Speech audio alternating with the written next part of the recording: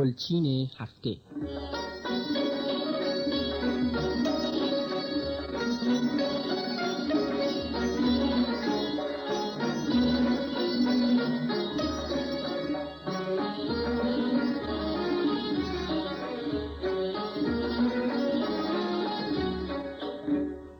سلام.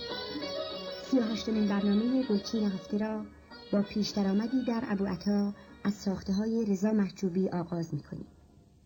این پیش درآمد را گروه فرهنگ و هنر به سرپرستی فرامرز پایور اجرا کرده است.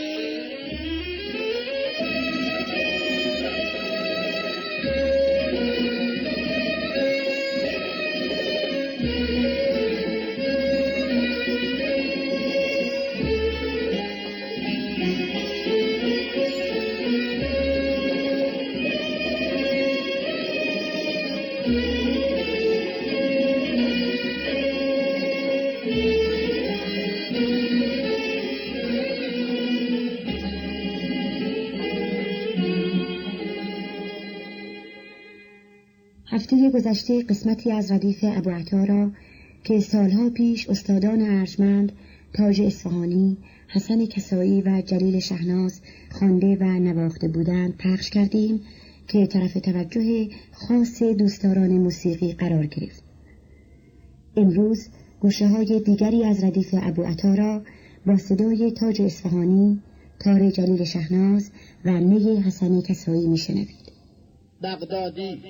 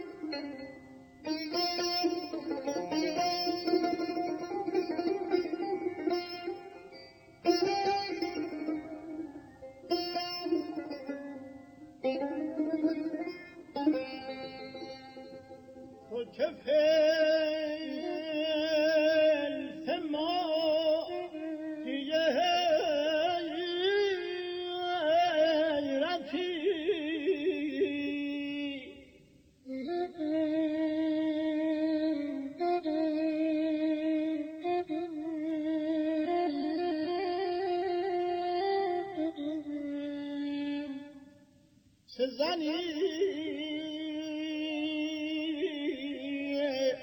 زبر وجود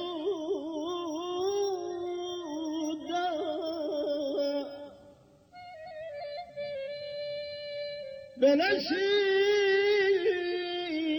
تو صحبت دن بدم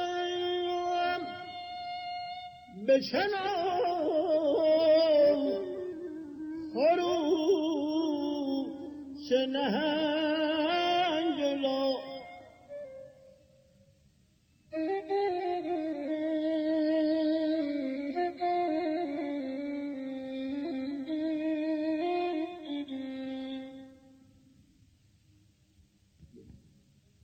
جبری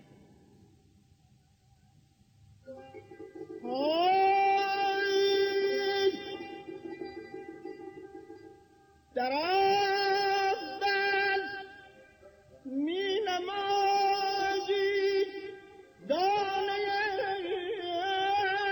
خان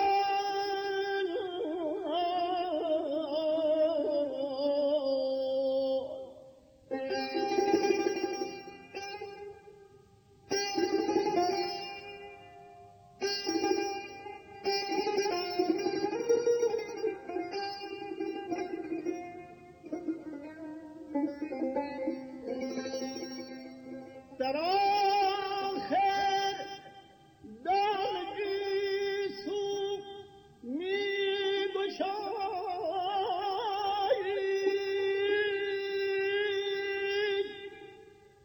مخوان ز دیرم به کعبه ظاهر چه برده از کف دل من اونجا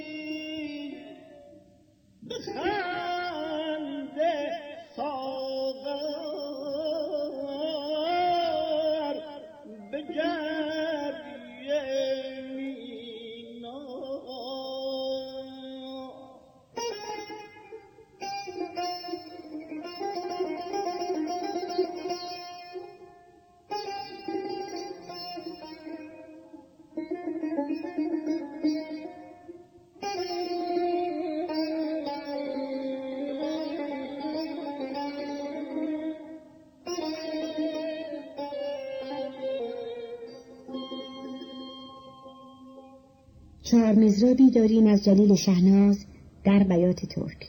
با هم گوش کنیم.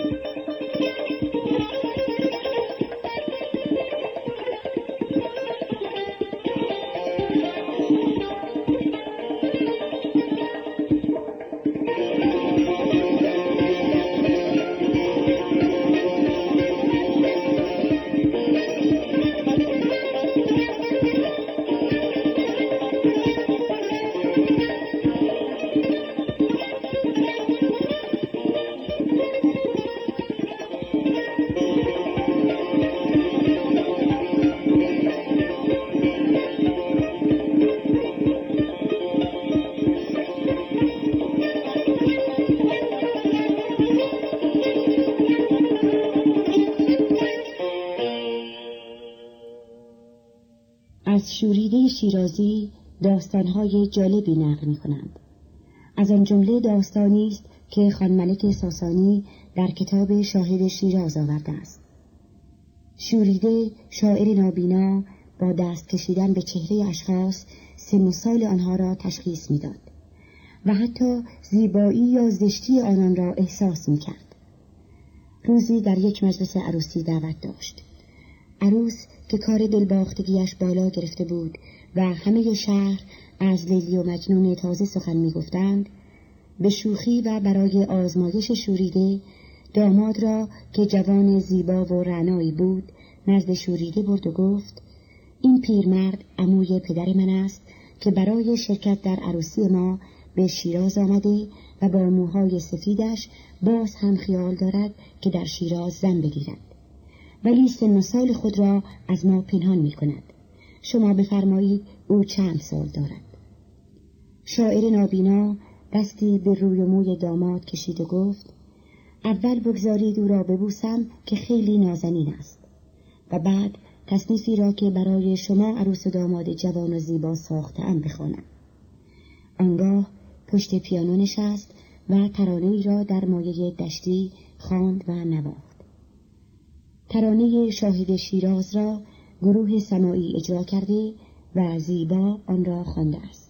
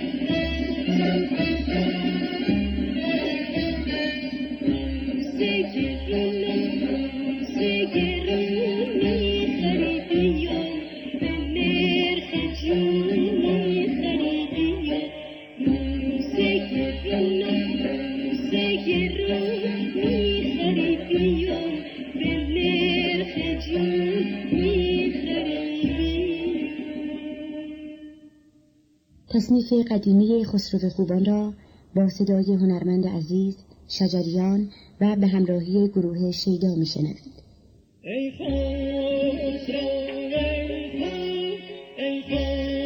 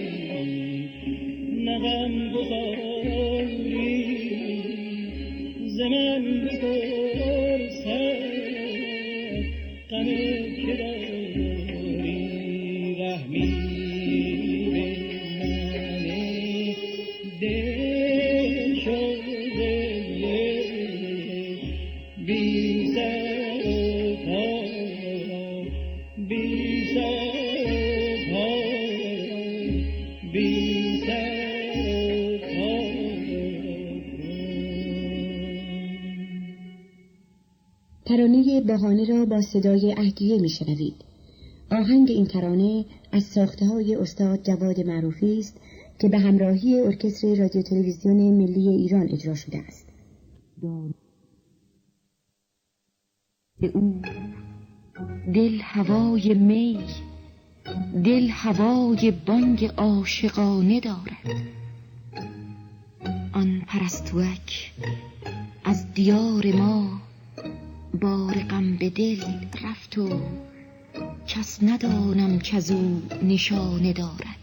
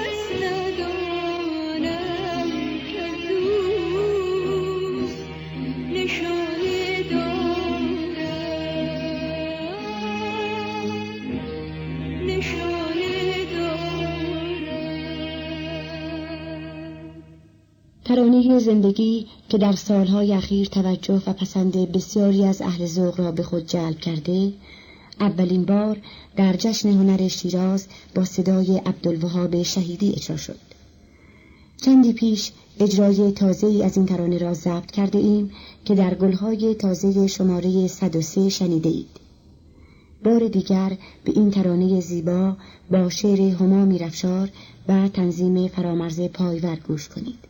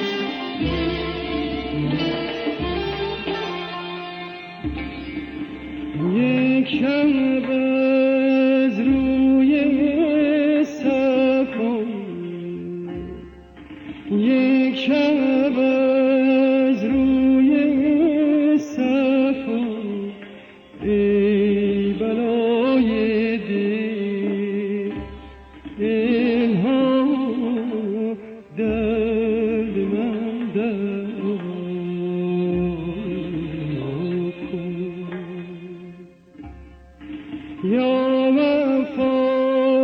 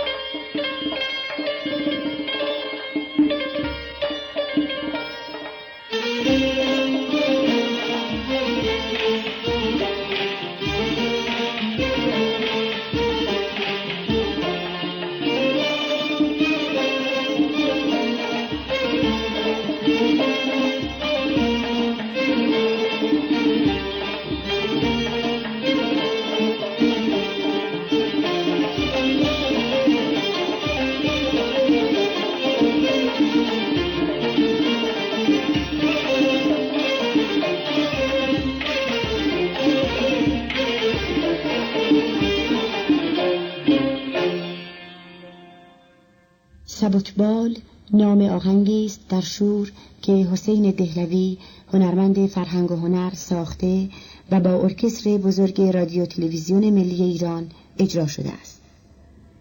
حسین دهلوی 49 سال دارد و تحصیلاتش را در رشته آهنگسازی در هنرستان عالی موسیقی با درجه لیسانس به پایان رسانده و 2 سال در برلین و وین به مطالعه پرداخته است.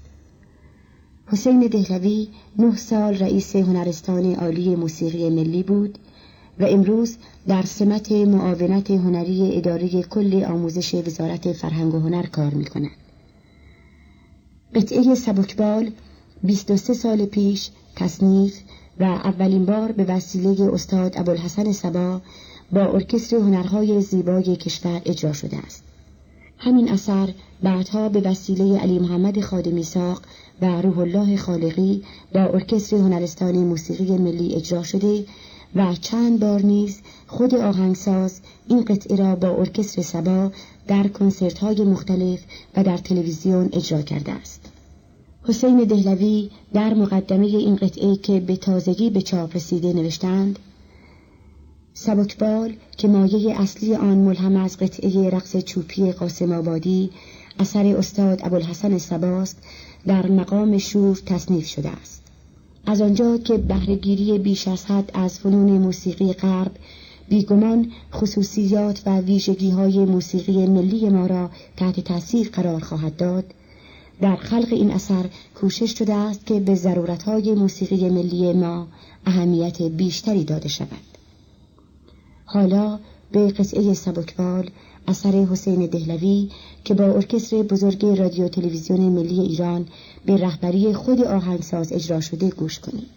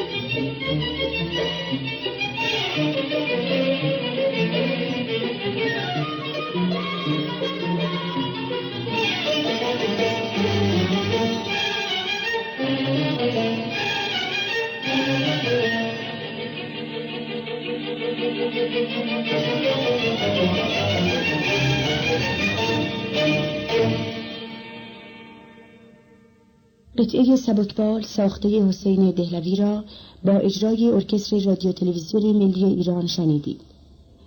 ارکستر رادیو تلویزیون ملی ایران آهنگی از ساخته‌های فرهاد فخرالدینی را با صدای مرزیه اجرا کرده است. این آهنگ که موج نام دارد بر روی شعری از فریدون مشیری ساخته شده و به رهبری خود آهنگساز اجرا گردیده است.